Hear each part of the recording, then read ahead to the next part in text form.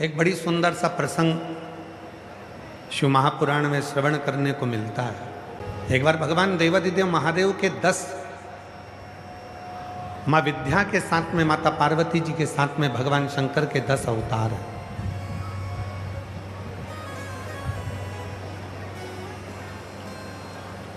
और शिव जी के उन 10 अवतार में एक अवतार भगवान शंकर का हुआ है महाकाल, और माता पार्वती का एक अवतार हुआ है महाकाली। शिव जी को महाकाल कहा गया, पार्वती जी को महाकाली कहा गया। ऐसे 10 अवतार भगवान शंकर के माता पार्वती जी के साथ, जैसे शिव बगला बने तो माता पार्वती बगला मुखी बनी, शिव मातंग बने तो पार्वती जी मातंगी बनी, शिव ध्रुमवान बने तो माता पार्वती ध्रुमावती बनी, शिव कमल बने तो पार्वती जी कमला बनी। ऐसे शिव जी के माता पार्वती जी के साथ में 10 अवतार अलग अलग हुए हैं। और वो जो 10 अवतार हैं जो भगवान शंकर ने माता पार्वती जी के साथ लिए हैं, वो जनमानस के कल्याण के लिए, संपूर्ण जगत के उद्धार के लिए, संपूर्ण जगत के कल्याण के लिए। उसमें से एक अवतार है भगवान शंकर का महाकाल अवतार। उसमें माता पार्वती महाकाली बनी है।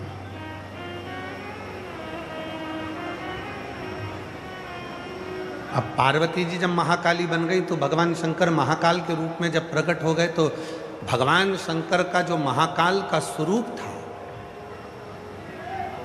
भगवान शिव का जो महाकाल का स्वरूप है, सिर पर जटा बंधी हुई है, चंद्र रखा है, बड़े बड़े भगवान शिव के नेत्र हैं, बड़ी सुंदर उनका स्वरूप है, कानों में बिच्छू पड़ा हुआ है, गले में सर्प पड़ा हुआ है, और बाबा का बड़ा सुंदर स्वरूप है, स्वयं महाकाल।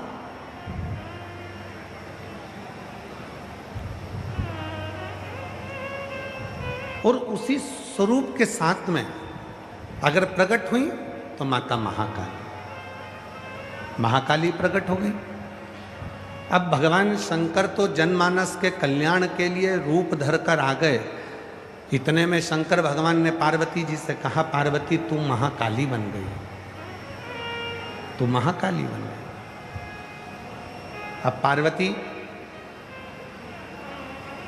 जब तू महाकाली बन गई है तो मैं तेरे से पूछूं कि तू महाकाली बनकर रहेगी कहाँ? तो कहाँ महाकाली बनकर रहेगी? पार्वती जी ने कहा भोलेनाथ जी से, बाबा जैसे आप मंदिर में निवास करते हो वैसे मैं मंदिर में निवास करूंगी, जैसे आप जनमानस का कल्याण करते हो वैसे मैं जनमानस का कल्याण करूंगा। तो पार्वती जी की बात सुनकर भगवान शिव ने कहा, पार्वती मेरी एक इच्छा है, जरा ध्यान लगाना इस कथा पर। पार्वती मेरी एक इच्छा है। तो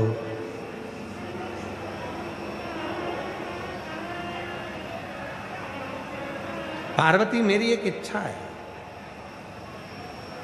अगर तुम उसको पूर्ण करो तो।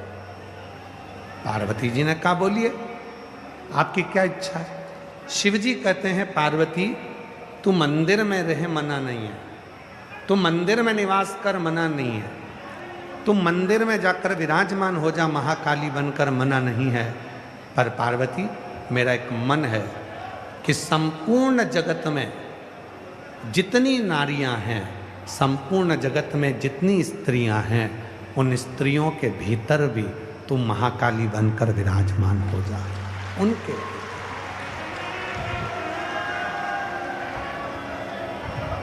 पार्वती जी ने कहा कि प्रभु मैं महाकाली बनकर संपूर्ण जगत की नारियों में विराजमान हो जाऊंगी, संपूर्ण जगत की स्त्रियों में मैं महाकाली बनकर विराजमान हो जाऊंगी, पर इसका लाभ क्या होगा?